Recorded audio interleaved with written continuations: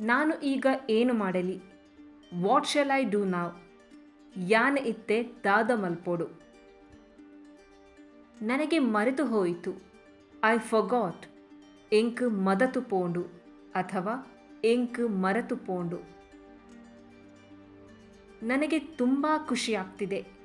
I am feeling very happy. ಎಂಕ್ ಮಸ್ತ್ ಖುಷಿಯಾವೊಂದುಂಡು. ನನಗೆ ಬಾಯಾರಿಕೆ ಆಗ್ತಿದೆ. I am thirsty or I am feeling thirsty. ಎಂಕ್ ಬಾಜಲಾವೊಂದುಂಡು. ನೀನು ನನ್ನ ಮಾತೇ ಕೇಳ್ತಿಲ್ಲ.